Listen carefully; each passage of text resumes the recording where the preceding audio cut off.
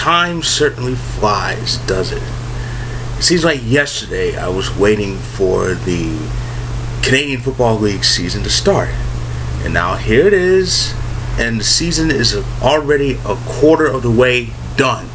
So here it is, my review of the first quarter of the CFL season. Now, before I start this, I'd like to delve more into how I got into watching Canadian football. I caught a glimpse of it about some time ago. I was fascinated by that, among many things, that longer field. Of course, they have a longer field in Canada than they do here in the U.S. 10 yards longer. The end zone is wider, of course, and the goal post is much closer. In the NFL, the goal post is just a hair out of bounds, right in front of, on the back of the end zone. In Canada, it's nearly right behind the goal line, about maybe a yard behind it, if that. And which makes for very short field goals. You see field goals of under 20 and sometimes under 10 yards in Canada. But yeah, I was fascinated by that longer field. And in around the late spring, early summer 2013, I kind of made a promise to myself. I'm going to start watching these Canadian Football League games because they look kind of good. And the first game I watched was the Blue Bombers and the Alouettes on NBCSN. Yes, NBC Sports Network used to air CFL games back then. And if I remember, I think Montreal won that game barely. I think Winnipeg committed 5 turnovers. That's how they lost that game. Of course, I'll say this, I'll get on the review. Another rule I love, I think they should just, the NFL should adopt this. There are 2 things I think the NFL should take from Canada. One is the Rouge rule. You all know about the Rouge. Rule. In Canada, a kickoff, a punt, or missed field goal, if it goes to the end zone, if it goes into the end zone and is not returned, it's a single point for the kicking team. And I honestly think the NFL should adopt that. Maybe not for missed field goals, but for like kickoffs and punts, because it would prevent touchbacks. No one wants to see touchbacks. Football fans want to see kickoffs and punts returned. See, the NFL, they move the kickoffs closer, so you know they're gonna go either in the end zone or through it. But the Rouge rule is why in Canada nearly every kick is returned. Every kick is returned in Canada, no matter how, especially if you're like deep in your own territory. Kicks are returned. That's pretty much damn near mandatory. And another thing I want the NFL to adopt from Canada is the right to challenge pass interference calls. Now, they added that rule 2 years ago. Was it 2 years ago? I think it was about 2 years ago. That in Canada, the coaches can challenge pass interference calls or non-calls. See, the NFL really needs to adopt that, because I've seen a lot of teams, Patriots, grab on to people and get away with it. Meanwhile, on the flip side, some receivers, Patriots, barely get touched, but it's pass interference. So something's got to be done there. Anyway, on to the review. It's been a crazy first quarter of the season. There are 20 weeks in the season, and 5 weeks are done, so it's an even quarter. There was actually a tie this season. The Alouettes, not the Alouettes, the Stampeders and the Red Blacks. In week 3, they played a very good game. It ended in a 26-26 tie, which had nothing but field goals during both mini games. So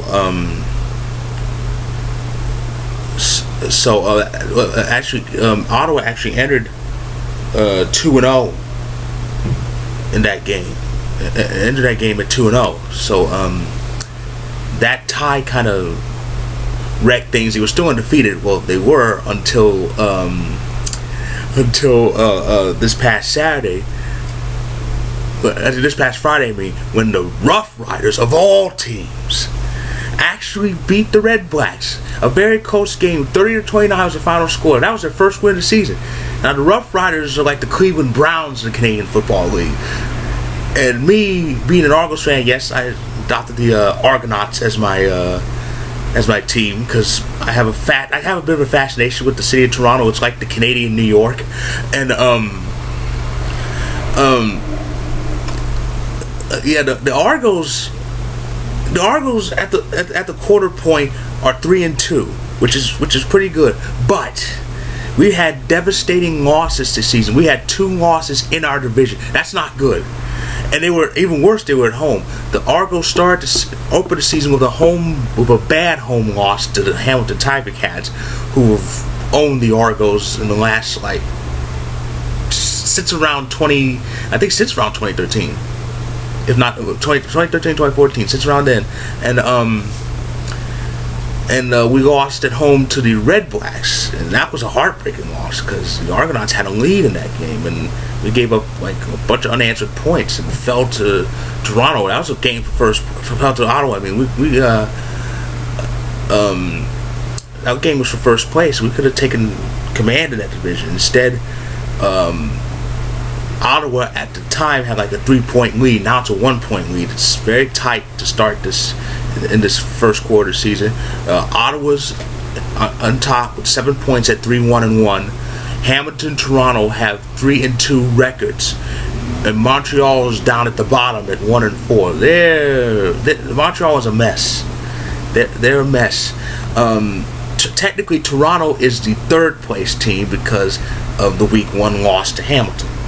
But Hamilton is off this upcoming week 6. More on that later. Saskatchewan's first win of the season moved them out of the cellar. Poor Winnipeg is in last place. The Winnipeg Blue Bombers, and the Blue Bombers,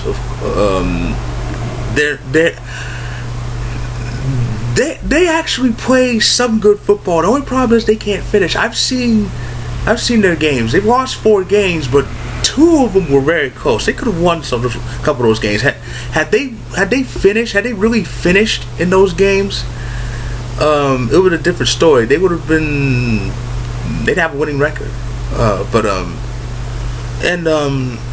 It's terrible how Winnipeg is going. It's early, but in football in either country, what you do early in the season could either help you or hurt you by the end of the season.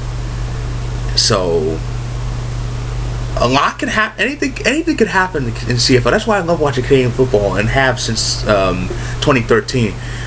These games are crazy. Anything can happen and everything can happen. Who knows? Maybe Winnipeg can go on some winning tear and move into first place or close to it.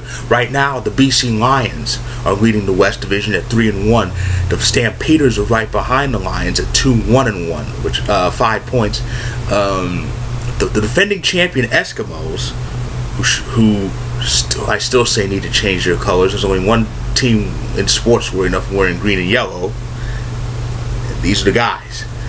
The Edmonton Eskimos, the defending Grey Cup champions, are 2-2 in the middle of the division, and of course, Saskatchewan and Winnipeg bring up the rear. I actually had Calgary winning the West because there's something about those Stampeders. The Stampeders are strong. They've proved that ever since they won the Grey Cup in 2014. And they were a strong force in the West Division last year. Only thing was they were outdone by the Eskimos last year, especially when it counted in that West Final.